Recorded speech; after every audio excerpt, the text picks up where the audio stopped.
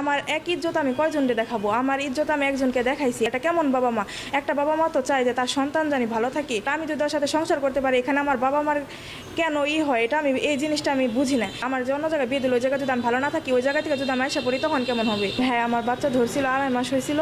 তারপর আমার ওষুধের মাধ্যমে এটা নষ্ট করে দিচ্ছে আমার বাবা মা। ভালো রাখতে পারবো না, না রাখবো, দরকার পড়লে আমি একবেলা না খেয়ে থাকবো, কষ্টে থাকবো, তারপর আমি ওর কাছে থাকবো। আমি লামিস আক্তার লুবনা, বাবা নাম আবু শহীদ লোমান, মার নাম পারভিন আক্তার লিজা।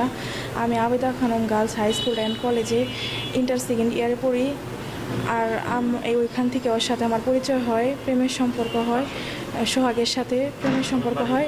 সোহাগের বাসা এলো নান্দার কুমুল্লি, আমাদের বাসা গোসাইবাড়ি কুমুল্লি।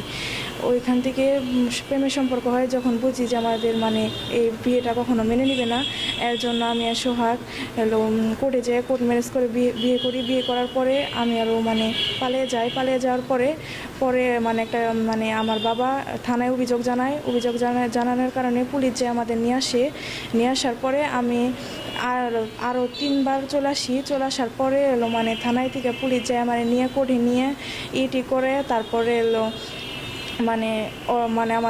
আমার মার জিম্মায় আমাকে দিয়ে দেয়। আমি আমার মার জিম্মায় চলে যাওয়ার পরে কিছুদিন পর আবার আমাকে কোর্টে নিয়ে আসার পরে আমাকে জোর করে, বাসায় অনেক মারধর করে, অনেক অত্যাচার করে বলে তুই ওকে ডিভোর্স দিয়ে দে। আমি অনেক কাঁদছি, অনেক রিকোয়েস্ট করছি তাদের কাছে। তারা আমার বলে যে তোর তো এখন বয়স হয় না, এই কারণে ও ফাইসা যাবো গা, তোর এখন ওর ডিভোর্স দিয়ে দে। আমরা তো চাই তোর ওর কাছে বিয়ে দিব, কিন্তু তোর প্রাপ্ত বয়স যখন হবো তখন তোর ওর কাছে বিয়ে দিব। এখন তুই ডিভোর্স দিয়ে দে, ছেলেটারে যদি বাঁচাইতে চাস, যদি ওর ভালো চাস, আমরা ওর ভালোই চাইতেছি, তুই ওর ডিভোর্স দিয়ে দে।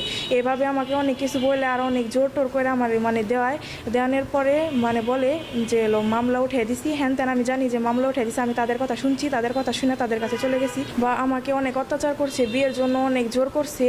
আমার যে আজগর খালু, ওনার একটা পালাতক ছেলে আছে, ওনার সাথে বিয়ে দেওয়ার জন্য অনেক জোর করছে। আমি বিয়েতে রাজি হয় নাই বলে আমার অনেক মারধর করছে। মারধর করার পরে আরও বিভিন্ন জায়গায় থেকে বিয়ের জন্য চাপ দেয়। আমি তারও এইসব অত্যাচার সহ্য করে তাও আমি আশা করি না, আমি কোনো কিছু করি না। যখন সোহাগকে ধরে নেয় তার 25 দিন পর আমি ওদের বাসায় চলে আসি। এখানে সোহাগের কোনো হাত নাই, সোহাগের বাবা মাও কিছু জানে না। আমার ফোন ওকে ধরার 3 দিন পরে আমার ফোন নিয়ে গেছে গা। আমি কারোর সাথে যোগাযোগ করতে পারি না, আমার ঘরে একবারে বন্দি করে রাখছে একদম।